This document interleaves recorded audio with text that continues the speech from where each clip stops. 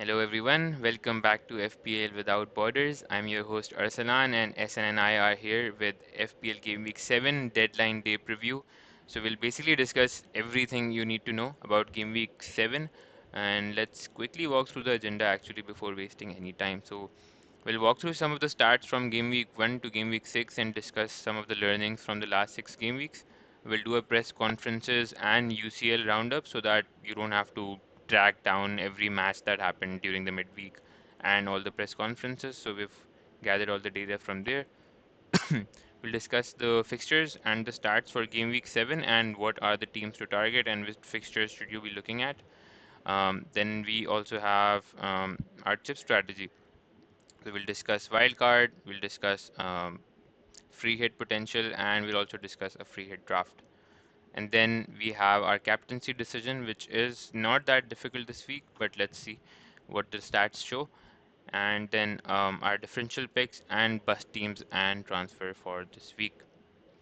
So if you're new around here, by the way, we would highly appreciate if you drop a like and subscribe. We're at 46 subscribers, 4 more subscribers away from the 50 mark, so that would be very much appreciated. So looking at some of the numbers from an attacking and from a best attack and a best defense point of view. So expected data wise, Manchester United still come out on top, and I wouldn't spend too much time on it. The team is not overall performing good, but the fact that they also have Sunderland at home this week, they become slightly more discussionable. Then Crystal Palace and Man City are number 2 and number 3 in terms of expected goals, um, followed by Brighton and Chelsea. In top 5, you again see there's no Arsenal and Liverpool, and that's one to look out for. And this is expected data, and then on the bottom you see the actual goals scored. So Man City, Liverpool, and Arsenal have scored the most goals. Arsenal's, I think 65% of Arsenal's goals, if I'm not wrong, came from set pieces or something. I might be, yeah, that's something to look out for again. But yeah, in terms of number of goals scored, top 5 teams come out on top. No surprises here. Any call outs here from an attacking point of view? Which teams are you looking out for, Essen? No, I think the data has been pretty consistent. United has been there in the top four or top five, but obviously their chance conversion and has been a huge problem. Apart from their overall defensive frailty, but Crystal Palace are rightly there. City have been very good. Brighton are some very strong picks that are going under the radar. The likes of Welbeck and Minte and Rutter. So maybe those while carding or looking for funds can offer Brighton because I think all other options are very cheap. So an easy way into a budget pick can be one of the Brighton midfielders. And Chelsea has been there also even without Cole Palmer, and they have their injury troubles, but they are still putting up decent numbers. Again, chance conversion is their issue, and Chelsea has I played think the last Arsenal, 3 games with 10 men, and that definitely adds yeah, onto their attacking output and defense as well.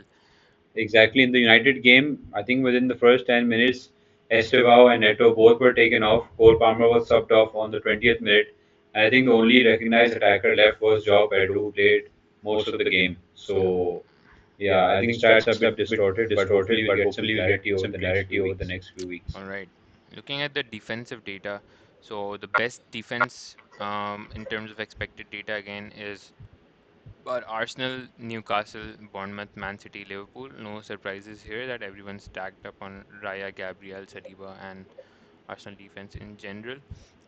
Newcastle defense remains under the radar. And in terms of Yeah, worst defenses, the defenses that you need to target would are Burnley, Aston Villa, Brentford, and United and Forest. Forest, yeah, I think no surprises here also. no surprises. Burnley Aston Villa is like a tries bit of a one. surprise still, but Yeah, yes, yeah, but after six game weeks, it's no surprise because not only are they not scoring, they aren't keeping clean sheets as well. yeah, So and they've been just 4 men away. yeah. Brentford are also without a lot of their first 11 since they've moved different clubs, and Haaland is playing against Brentford, so it just makes sense. It Yeah, just makes sense. definitely. And so we'll look at the fixtures for this week, but there's a lot of good matchups. Hence, free hit 7 is a discussion topic this week. Um, some of the UCL fixture review. Essen, do you want to walk us through some of the FPL learnings from some of the UCL matches? I think there are a couple of matches missing from the slide, Yeah. but I think, in gen, yeah. yeah, Yeah. Basically, Chelsea hosted Benfica, and Chelsea basically won 1-0. There was a bit of a rotation, some fresh legs like Garnacho started on the left wing.